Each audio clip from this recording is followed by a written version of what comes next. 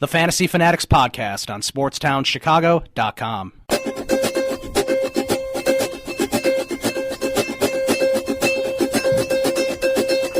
Welcome back to Fantasy Fanatics on SportsTownChicago.com. I'm Ryan Stuprich. And I am Ryan Risky. Andrew Freeman is out today. Before we do an update, we're going to start to go through some of our fantasy ads and drops for the week. And you can look over here at my screen too, Ryan Risky. I already have a good drop in mind. All right, good. Then we'll start us off with drops. Who you dropping? Andy Dalton. Yes, that is a very obvious one. But an ad, Brian Hoyer. I think that's a good ad for maybe for quarterbacks on a bye week or something. I'm adding Ryan Mallett. Okay, yeah. He's on a bye this week. That would be a good one. And how about Eli Manning? Eli Manning's been available pretty much all year in our league. And I'm sure he's been available. That was the quarterback who was added by Ashish and then dropped 10 minutes later by Ashish. Right. So it's like he picks up guys just to drop them. Maybe it's to make you mad. Maybe he doesn't like all the nasty comments I make in the power rankings about him. Yeah, that could be it. Although he was doing that long before that. Ryan Fitzpatrick's on a bye, but he's been benched for Ryan Mallett. Yeah, he's been benched for Ryan Mallett, but his numbers, they weren't too bad. Except he wasn't winning games was the problem. Mm-hmm. Now, how about Austin Davis? Is this somebody that you'd consider adding? I would. Because last week he didn't get too many fantasy points, only 7. Yeah. But before that, he did pretty well. That would have helped me more than Rivers did last week. Right. Except, he's done fairly well. The problem is he has no offensive talent around him. They don't really even know who their running back is. Their best receiver is Kenny Britt. Yes. And they have no offensive line. So if he were to go to a team with talent, or if the Rams are able to acquire talent, then now here's one I would definitely add. Teddy Bridgewater. I actually might add him depending on how Jay Cutler does this week. I have Andrew Luck. He's not going anywhere. I wouldn't judge Jay Cutler on his game against the Green Bay Packers. Right. In fact, I wouldn't even start him if I were you. Yes, I know that I'm starting him, and it could be a big mistake. He throws interceptions against the Packers, but Teddy Bridgewater's on a bye, so obviously I'm not going to add him, although I could add him for the following week. Would you really bench Andrew Luck, though? No, but just the fact that I have Teddy Bridgewater on my team is kind of cool, I guess. But yeah, Geno Smith is available, but who knows? How many points did he get in his last start? Geno Smith scored 0 fantasy points. No, the one before that with the 3 picks. Oh, did you want to take a guess? -6? -7. So, yeah, it's about the same. And then, let's see, his only really good games, he did pretty good to start the season. The first 3 weeks he scored. I think against the Bears he didn't do that bad. He had 21 points against the Bears, then 20 against Green Bay, and 19 in week 1 against Oakland. Not too bad. And then he did pretty good against New England. He scored 22 fantasy points. And then the game against the Bills happened. When he pulled off a Todd Collins by throwing more interceptions than completed passes. He only threw for 5 yards. Is that right? Oh, my gosh. Yeah. He was like 2 of 8 passing with 3 interceptions. Yeah, so that's Geno Smith, and that's somebody you don't want to pick up. And you got benched for Michael Vick. Yeah, he got benched for Vick. Now, Michael Vick could be an interesting ad, but I still probably wouldn't add him. No, I wouldn't trust Michael Vick, although the connection with Percy Harvin was there. Yeah. Last week, 11 catches, 129 yards, and a touchdown. We're going to do a quick update, and then we will come back and continue our discussion of ads and drops for fantasy. Fantasy Fanatics, SportsTownChicago.com.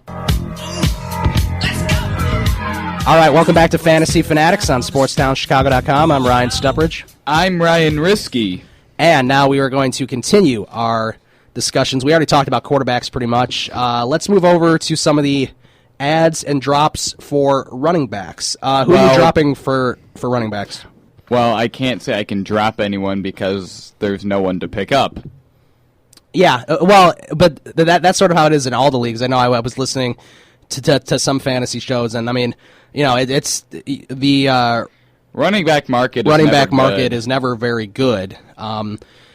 There's a couple people that might be worth adding, like Lorenzo Taliaferro. I don't know. He fumbled twice last week. That's true, but he is playing Tennessee, and they don't have a good defense, so he might be a pretty good add.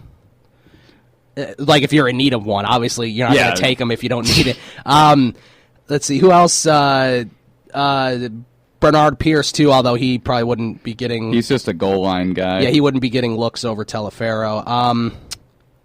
Roy Halou is on a bye, but he has been okay in the past. Yeah, see, that's the thing. There's many. Nothing. On the wide receiver front, there's plenty of good options. There's rookie Mike Evans. Yes, Mike Evans for Tampa Bay. And then my other ad would be Martavis Bryant on Pittsburgh. He has 5 touchdowns in his only 3 games. Yes. In his first game, 2 catches, 40 yards and a touchdown. Second game, 5 receptions, 83 yards, 2 touchdowns. And then his third game, which was last week against Baltimore, 3 catches, 44 yards, 2 touchdowns. So he's been a red zone threat for Ben Roethlisberger. And his 12 touchdowns the past 2 weeks, Bryant has caught 4 of them. Now, here's something a little interesting. I wouldn't, count on it necessarily, but if the Vikings are going to have a good second half, Greg Jennings might be a big part of that. If Teddy Bridgewater's throwing the ball, he's probably going to throw it to Greg Jennings a good amount. Do you think he'd be a good add for next week? Because the Vikings are on a bye this week. It depends who your wide receivers are. I wouldn't trust him because he doesn't seem to be racking up the yards. I know there's been some games he's been getting 5 or 6 or 7 catches, except maybe for 50 yards. Mm-hmm. And if you're not in a PPR league, that doesn't really help.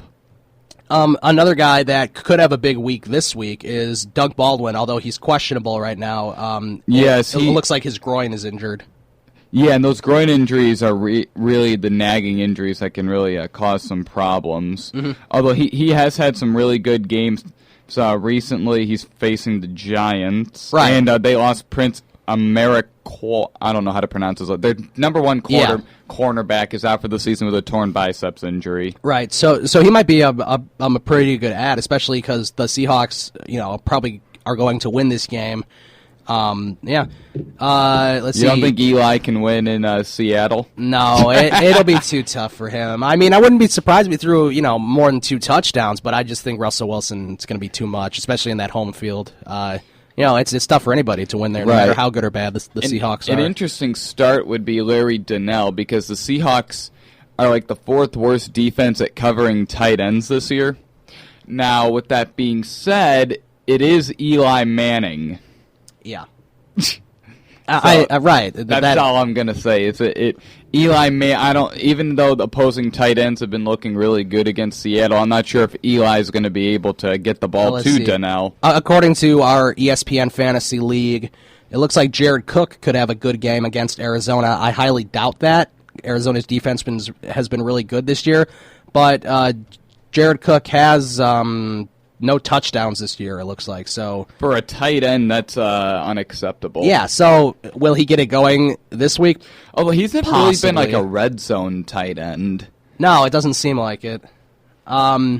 See, other than that, there's not too many tight ends in our league. Heath Miller. That are, Heath Miller's a pretty good option. They're playing the Jets, so pretty much anyone playing the Jets, that's a pretty good option. Yeah, I mean, from I forgot what I was going to say. Wow. There.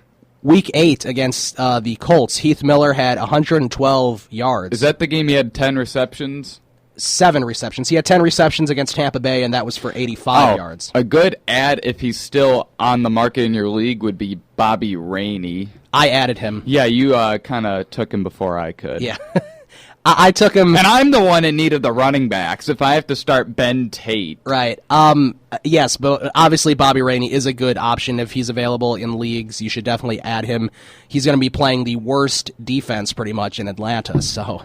that's pretty good. I have to start Matt Ryan in my other league. I'm not too confident. No. If Ryan Mallett wasn't on a bye, though, I would have picked him up and started him over Matt Ryan. I would have done the same thing. I will be sitting Chris Ivory, which I'm a little skeptical about. He's done pretty well this year. Is he up for trade? He possibly is. He's playing the Steelers, so that's the main reason why I'm sitting him. And Joique Bell hasn't done much this year. at all. And that's in the absence of Reggie Bush. Right. He only has 3 touchdowns on the year. He's going to be playing Miami. Has he been getting decent point totals for you? Let me see. I haven't been starting him. Well, see, I didn't start him week 7 against New Orleans. He ended up having 11 points there, which is pretty good for a running back, especially one that hasn't been for a bad one. Yeah, I mean, I wouldn't call him bad, but he hasn't gotten as many opportunities. A bad fantasy running back. Yeah. So my 2 starting running backs this week are going to be Matt Forte and Bobby Rainey. I'm going to be sitting Ivory and Bell. I think I'm started in our league. I think if you think I'm in desperation for running backs, you're right. I think I'm starting Ben Tate, who played yesterday. You are starting Ben Tate and Lamar Miller. Okay, Miller's a good option, except he's questionable. And then on my bench, I have Shane Vereen. Yes, you do have Shane Vereen. Well, because he's on a bye. And then, let's see, you have Larry Donnell on your team. Yeah, I would start him. It's just I don't trust Eli Manning, except I don't trust Jay Cutler against Green Bay either. Oh, and Martellus Bennett is questionable. I heard it's some like things. Rib injury, I think. Yeah, they say he will probably play. That's from Chicago Tribune writer Brad Biggs, so that's a pretty reliable source. It's really, for a Bear player to miss the Green Bay game, it's got to be bad. Mm-hmm. I remember they said last year when Jay Cutler had to miss it, he was almost crying about it. Really? Sad that he couldn't play, which I was just thinking, I don't know if it's good or bad that he didn't play in that game last year. I mean, now that they won, it was a good thing because they probably wouldn't have won, although when you knock out Aaron Rodgers on the Packers' first drive of the game, it certainly And in your flex spot, you have Des Bryant. That's obviously a really good thing. He's playing at Jacksonville, which is at London. So all the English folk can see Des Bryant. Finally get Calvin Johnson back. Yes. But that's going to be pretty exciting. Maybe that'll help you get back on a winning streak because you've lost 3 straight. No, 4, including this week. Oh, you're already taking a loss this week. It's difficult to win when your quarterback puts up negative points. I mean, granted, when Calvin Johnson was healthy, the 3 weeks that he was healthy, he performed really well. That's why I took him first overall. And since he's been injured, I've been having to start Mike Wallace and Keenan Allen. The Fantasy Fanatics Podcast on SportsTownChicago.com.